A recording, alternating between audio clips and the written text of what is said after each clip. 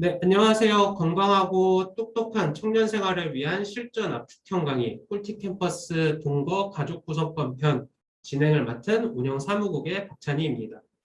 꿀팁 캠퍼스에 대해서 잠깐 설명을 드리자면 꿀팁 캠퍼스는 서울시 청년 자율 예산제로 진행되는 프로그램이며 2019년부터 청년 중심의 문제 해결을 위해 서울시에서 각 자치구에 예산을 지원하는 청년 주도형 사업을 시작하였고 여기 구로구에선 작년부터 진행하고 있습니다. 현재 구로구는 구로 청년정책 네트워크가 주도하고 있고 올해 사업으로는 청년정책 거버넌스 활성화 사업, 동네 소모임 및 또래 멘토링 네트워크 프로그램을 진행하고 있으며 지금 여러분이 참여한 꿀팁 캠퍼스를 진행하고 있습니다. 앞서 말씀드린 구로 청년정책 네트워크는 구로구 청년 지원 기본 조례에 근거해서 청년정책 네트워크 운영 및 정책을 제안하는 청년 참여 기구로 설립되었습니다. 2017년 12월 1기가 발족되어 현재는 2기가 활동 중입니다. 이와 관련된 내용에 대해 관심 있으신 분은 구로 청년정책 네트워크 사무국으로 연락 주시면 성실히 안내 드리고 있으니 여러분들의 많은 관심과 성원 부탁드립니다. 그럼 이제 지금부터 꿀팁 캠퍼스 동거편, 가족 구성권 편을 진행할 강사분을 모시도록 하겠습니다.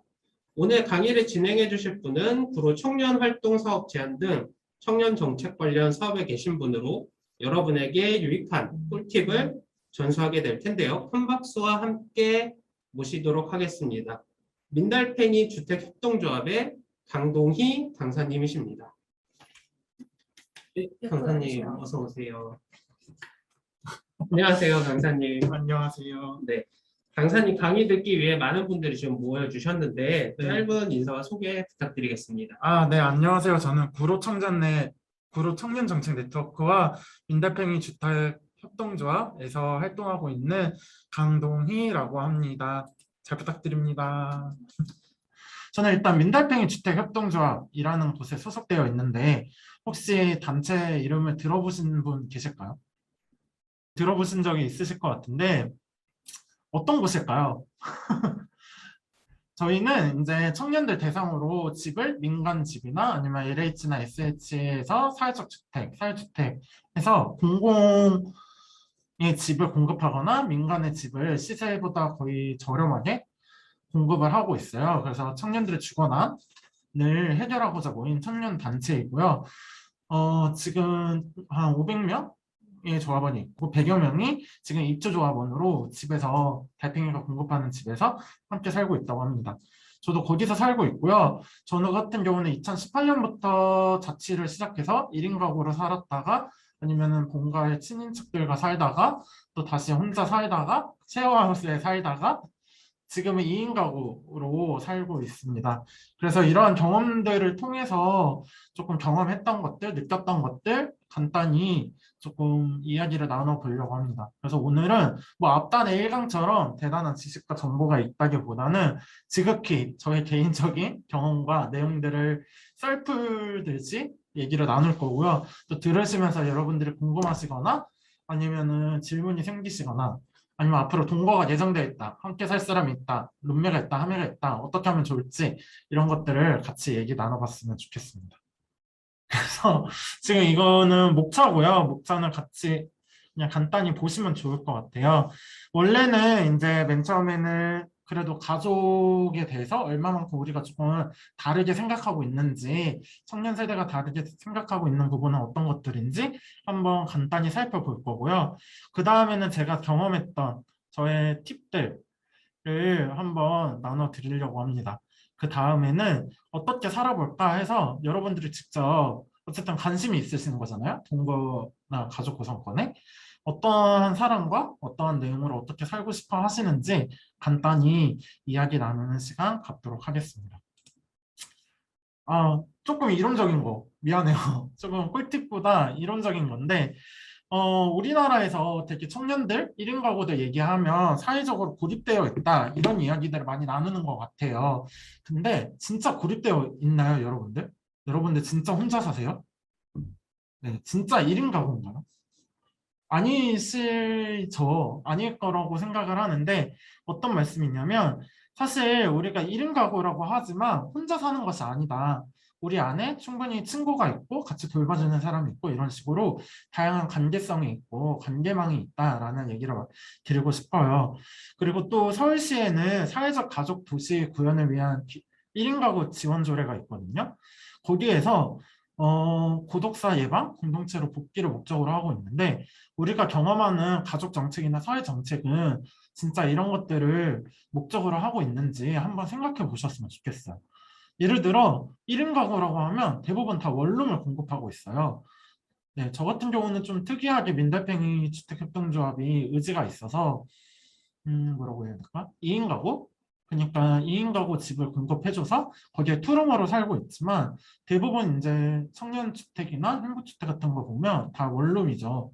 근데 원룸에서 우리가 밥을 해먹고 다른 친구들을 초대하고 이런 관계를 유지하는 것이 과연 가능할까? 그런 것들이 정책적으로 포함되어 있을까? 이런 질문들을 드리고 싶었습니다. 그리고 또 1인 가구가 위기라고 하지만 진짜 1인 가구가 위기일까? 라는 질문도 드리고 싶어요. 오히려 우리가 원가정이라고 하죠. 혈연 가족, 엄마, 아빠, 뭐 동생 이런 혈연 가족과 살 때 오히려 더 폭력적인 경험들을 많이 하게 되는 것 같다라고 해서 보건사회연구원에서 연구했던 통계에서도 원가족과 살 때 그리고 또 다른 가족을 만드는 결혼 관계에서 위기를 겪는다 이런 얘기들을 많이 하고 있더라고요. 그래서 그런 얘기들을 나누고 싶었습니다. 그래서 고립감이 증대되고 있다고 하지만 진짜로 증대되는 건 아닌 것 같다 이런 말씀. 그리고 우리가 혼자인 것 같지만 혼자가 아니다 라는 것들 말씀드리고 싶었습니다. 그리고 두 번째로는 누가 가족인가에 대한 거예요.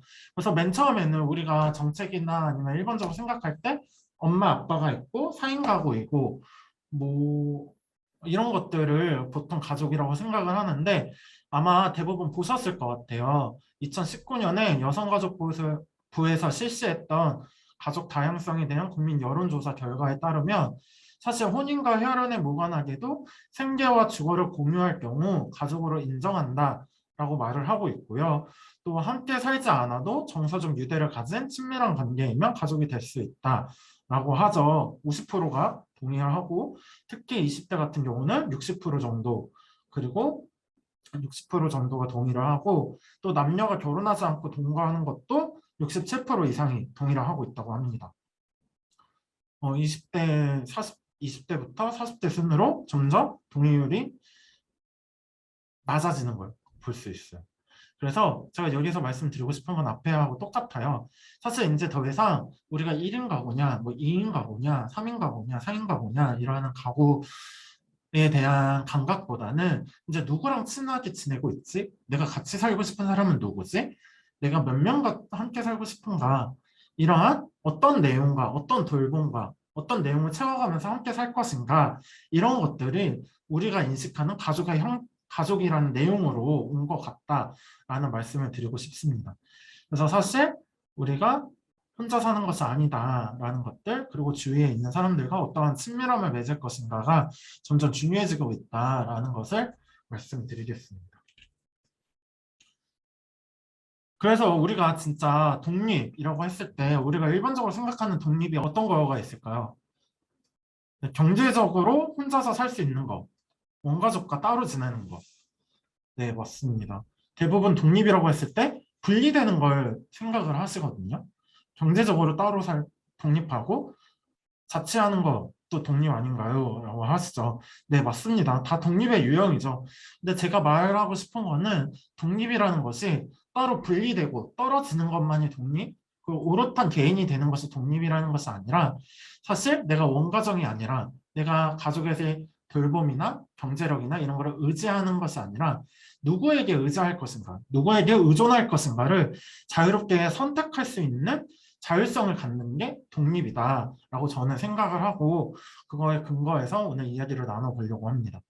그래서 뭐 이런 내용들이 있다는 건 간단히 보시면 좋을 것 같고요. 혹시 이거 관련돼서 더 궁금하신 부분이 있으시면 서울시에는 정보소통 광장이라고 해서 뭐 정보 그 지자체에서 막 생산하는 정보들을 공개하는 데가 있어요. 거기에 보면 이제 사회적 가족 도시라는 키워드로 검색하면 이러한 연구를 했던 CU원의 연구 용역 자료집이 나오거든요. 거기서 보시면 좀 더 이렇게 폭넓게 보실 수 있을 것 같습니다. 네, 어떠세요? 여러분들 뭐 동거, 쉐어하우스 이런 거 생각하시면 이런 약간 뭐지? 낭만을 꿈꾸시나요? 어떠세요? 여러분들? 되게 쉐어하우스 하면 낭만? 이런 것들이 있죠. 근데 사실 네, 맞습니다. 남이랑 소통. 저는 소통이 제일 어려웠거든요. 지금은 그래도 그나마 저와 친구 사이로 지내왔던 사람과 함께 살고 있음에도 사실은 라이프 스타일이 다르거나 살아가는 방식이 달라서 많이 고생을 하고 있는데 아예 이것처럼 남과 살았을 때 더 어땠을지 더 소통하기가 어렵더라고요. 사실 더 이제 뭔가 친밀해야 사실 말하기가 편하고 한데 이런 것들이 어려워지니까 저는 조금 이러한 낭만보다는 사실 냉혹한 이 낭만을 만들기 위한 냉혹한 현실들 그리고 우리가 좀 더 집중해야 되는 팁들 내용들이 있다라는 것을 설명드리고 싶습니다. 그래서 쭉 설명을 드려볼게요. 먼저 집이 있어야 된다라는 이야기예요. 사실 누군가와 함께 살려고 준비하다 보면 사실 집을 구하는 게 가장 어렵죠. 아마 1강부터 들으신 분들은 또 1강에서 뭐 집을 구할 때 어떤 것들을 알아봐야 되고 어떤 것들을 좀 주의해서 봐야 되는지 좀 법적인 제도적인 것들 중심으로 보셨을 것 같아요. 근데 저는 그냥 제가 집을 봤던 방식을 조금 소개를 해드리려고 해요. 사실 집도 낭만 있는 집은 없어요. 내가 원하고 내가 원하는 뷰 아니면 내가 원하는 입지 이런 것들을 찾기는 어렵거든요. 그래서 사실 발품을 팔아서 집을 구하는 게 가장 중요합니다. 그래서 꼭 제가 살고 싶은 지역을 정했다면 그 부동산들을 꼭 가보셨으면 좋겠어요. 직방이나 이런 것들 보는 것도 중요하지만 직접 가서 여러분들이 원하는 보증금과 월세 조건들을 이야기하고 내가 많은 집들을 보러 가는 것들이 중요합니다. 아마 막 이것저것 소개해 주실 거예요. 그리고 또 이걸로는 안 된다라고 하는 것도 있고 하실 거예요. 근데 많이 발품을 팔고 집을 보는 것도 중요하고 내가 진짜 집에 살 때 어떤 것들을 포기할 수 있고 어떤 것들은 포기할 수 없는지 이런 것들 알아보시면 좋을 것 같습니다.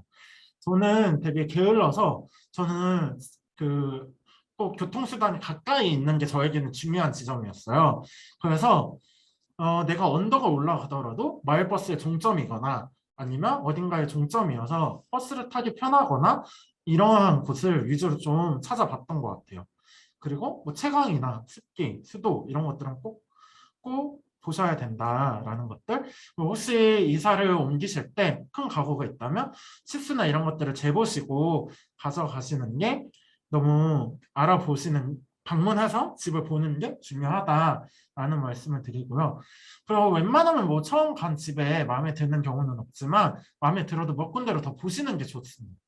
왜냐하면 사실 사람이라는 것이 견물생심이라고 이것저것 보다 보면 더 좋은지 아니면 더 이게 나은지 아니면 이 우리가 살고 싶은 집 이런 것들이 생기게 되거든요. 그래서 며칠 동안은 발품을 파는 것이 진짜 중요하다라는 것들.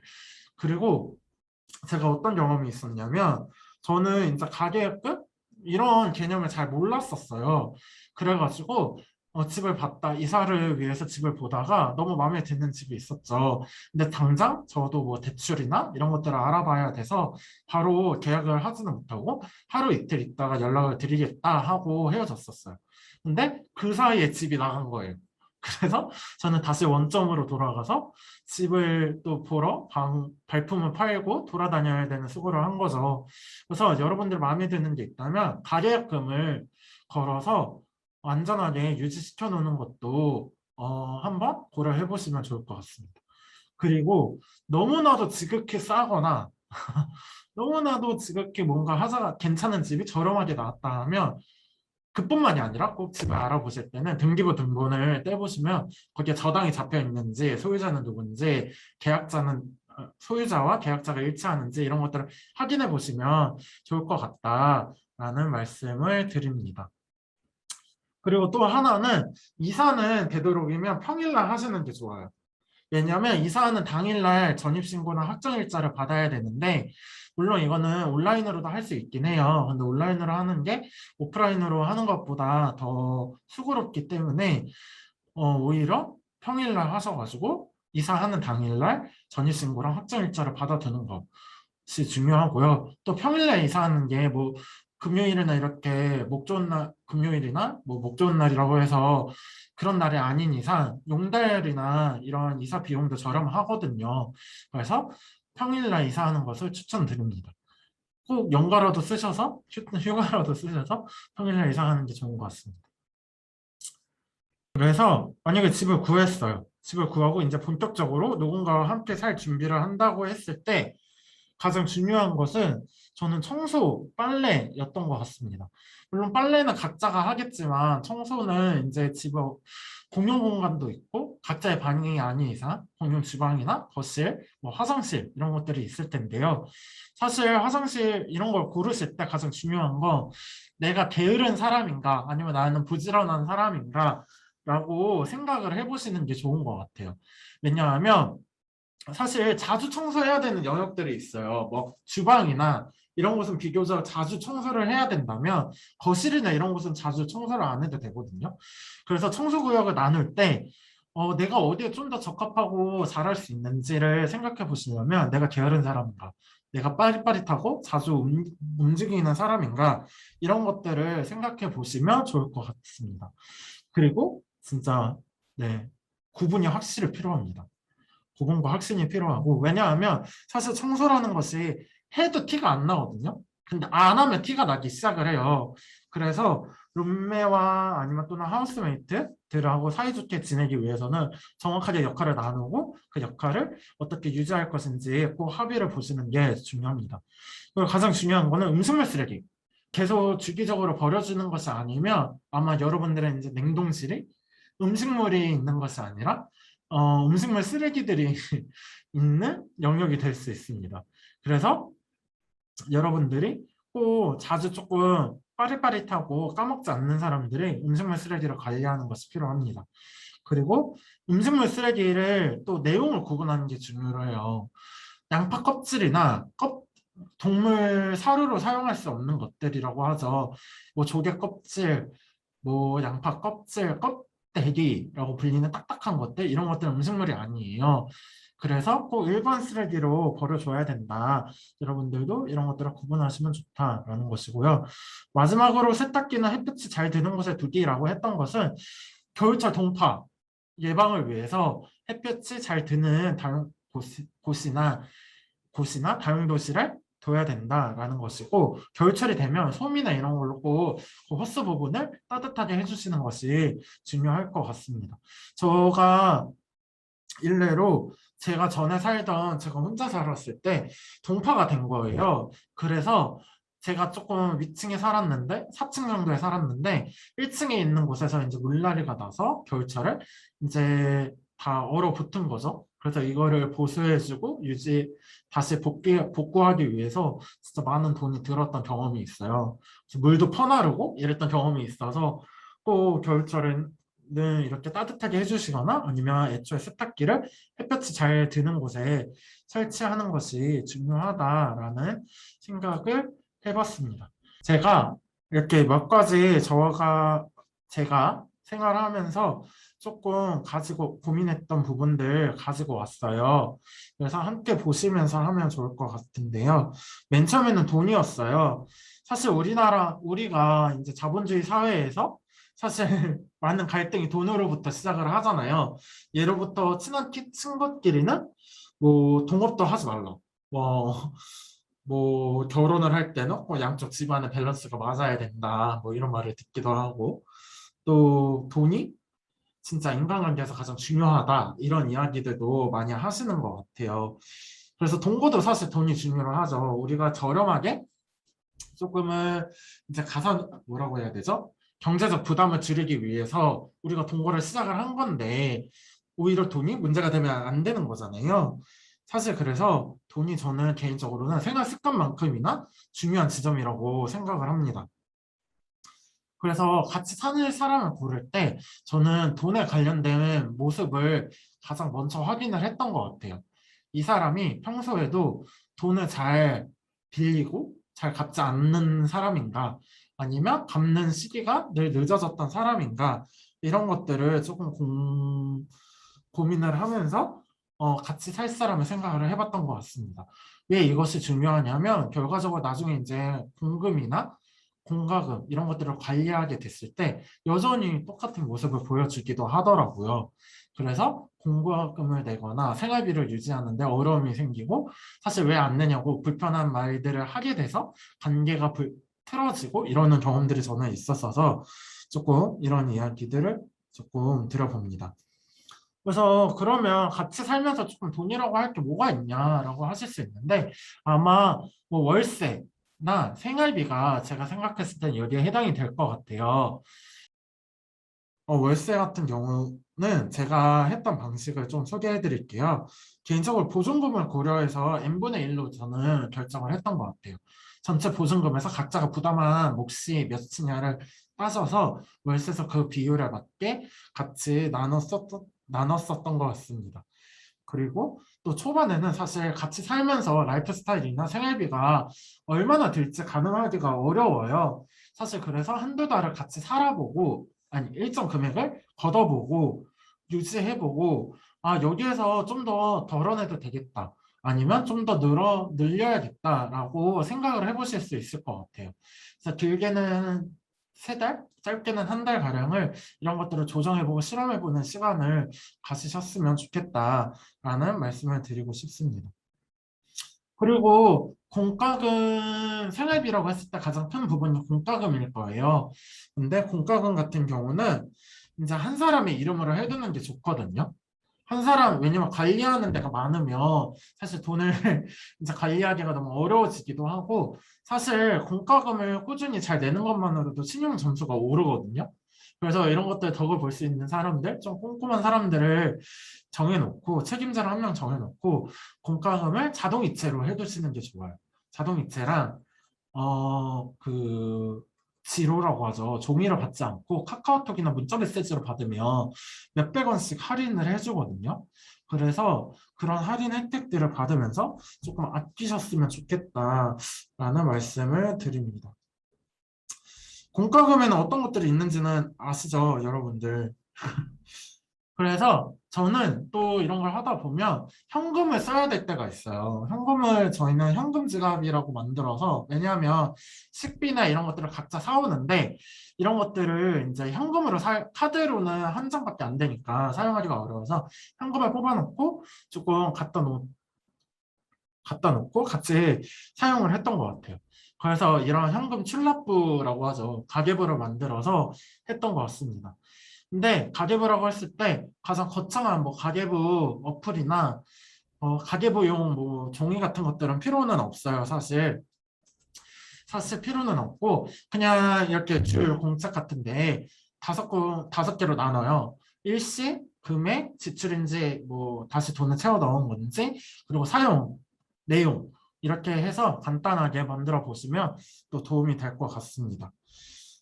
그리고 또 공과금을 아낄 수 있는 저만의 팁은 아니고 팁이라고 제가 경험했던 것들을 좀 말씀을 드리려고 해요. 그 집의 구성원들과 뭐 TV나 인터넷 통신사 인터넷을 맞추는 것이 좋습니다. 보통 이렇게 묶음으로 하면 할인이 될 때가 있거든요. 그래서 그런 묶음으로 해서 일정 금액을 할인을 받는 것을 추천을 드립니다. 그리고 또 겨울에는 보일러를 3시간에 20분, 그리고 뭐 많게는 4시간에 10분 간격으로 예약을 설정해 두시면 보일러를 아낄 수가 있습니다. 아니면 또 다르게 집이 좀 더 추운 집이다라고 했을 때는 외출로 해서 해놓으시면 겨울철에 보일러 난방비를 좀 더 줄일 수 있습니다. 그리고 저는 사실 자취하면서 이게 고민이었거든요. 먹거리. 식재료를 사는 것을 어떻게 살 것인가가 고민이었어요. 1인 가구니까 소량으로 사야 되나? 아니면 우리가 먹는 사람이 몇이 안 되니까 수령으로 사야 되나? 아니면 좀 많이 사서 쟁여두고 먹는 게 좋을까라고 생각을 했고, 아니면 이마트가 쌀까? 대형마트가 쌀까? 이런 것들을 좀 고민을 했던 것 같아요. 근데 아까워도 대형으로 팔면 소량으로 사는 것보다 싸긴 사잖아요. 근데 저는 소량으로 사는 걸 추천드립니다. 사실 소량으로 자주 사는 거, 그리고 음식물로 만들어서 버리는 거, 뭐 못 먹어서 썩어서 버리는 거, 이런 걸 감안해 봤을 때 사실 소량으로 사는 게 더 저렴하다라는 것이고요. 그 재래시장 가는 게 좀 더 저렴합니다. 요즘은 재래시장도 1인 가구나 이렇게 2인 가구를 위해서 소량으로 많이 팔아요. 그래서 재래시장을 꼭 이용하시는 것도 좋을 것 같다. 대형마트가 꼭 싼 것만은 아니다. 이런 말씀을 드립니다. 그리고 두 번째는 돌봄인데요. 돌봄은 뭐 짧게 넘어갈게요. 사실 아프면 누가 돌봐줄 것인가 예요. 제가 이번에 느꼈던 거는 제가 얼마 전까지 자가격리를 했었어요. 자가격리를 했는데 제가 아픈데 이제 약들을 사다가 가져다 줄 사람? 제가 자가격리를 해서 나가지를 못하는데 내가 먹을 것들, 필요한 식재료들, 그리고 약들 이런 것들을 룸메이트나 하메가 사다 줬던 거죠. 사실 이런 것처럼 내가 아파서 뭔가 제 기능을 못할 때 약은 누가 사다 줄 것인지 이런 것들을 같이 해볼 수 있는 공동체다 이런 얘기들을 해드립니다. 그리고 취향이라고 말하고 라이프 스타일이라고 말할 수 있을 것 같은데요. 사실 라이프 스타일 하면 어떠세요? 끊임없이 얘기해야 될까요? 저는 참을 수 없으면 피하는 게 상책이다라고 생각을 합니다. 뭐 취향이라는 게 정말 다양하죠. 뭐 부먹이냐 찍먹이냐 뭐 이런 것부터 아예 안 먹는 것도 있을 수 있고 이런데 사실 취향이 문제가 되는 거는 부모 집으로부터 독립했을 때부터인 것 같아요. 부모랑 같이 살 때는 사실 이제 부모가 다 무시를 하니까 나의 취향과 취미를 그리고 라이프 스타일을 무시를 하니까 그렇게 되는데 독립을 하다 보면 이제 수평적인 사람들이 또 동거에서 어떤 것들을 할 수 있을지 이런 것들을 또 자율성이 생기잖아요. 그러다 보니까 막 편해져요.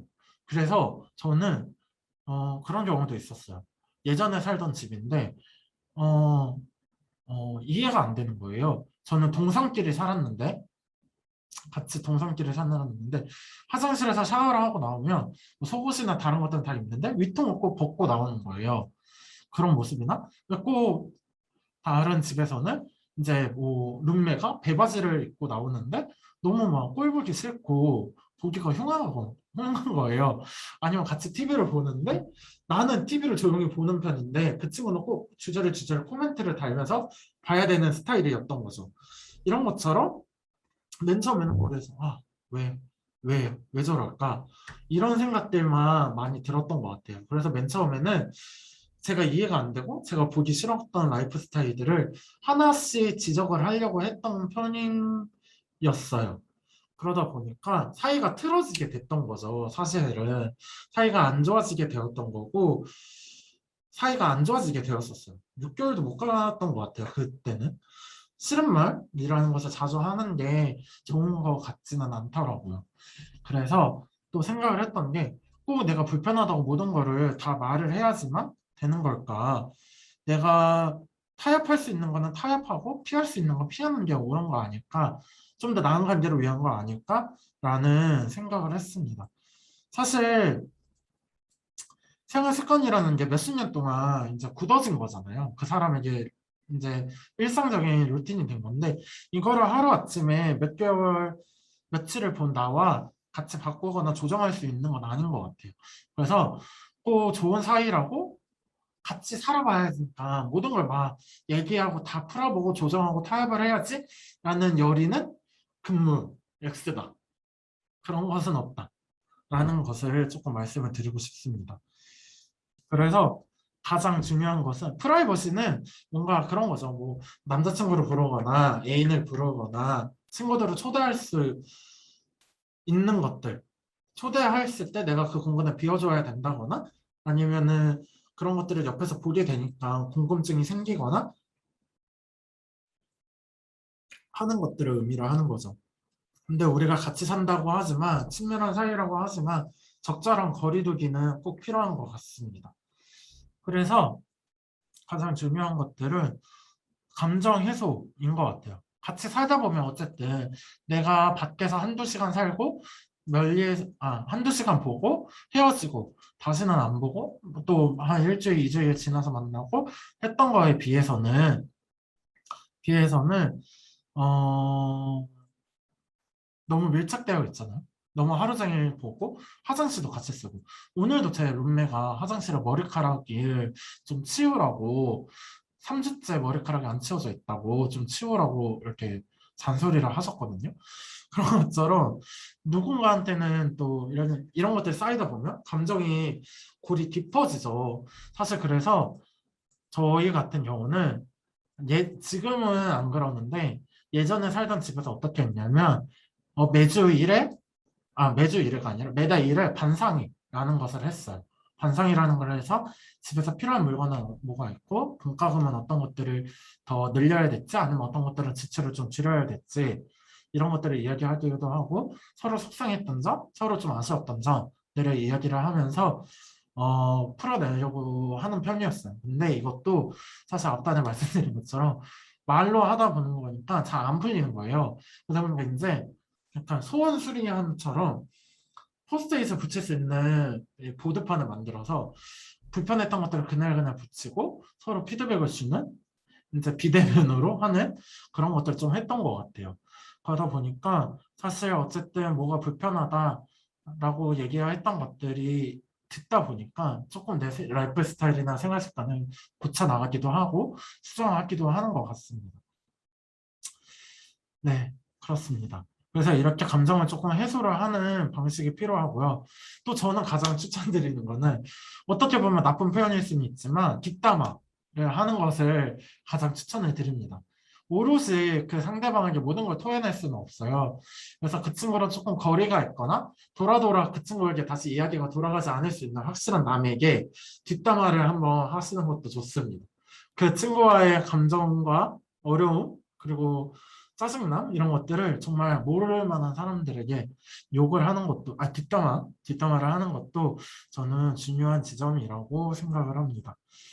지금까지 이제 강의 진행해주신 강동희 강사님께 많은 박수 부탁드리겠습니다.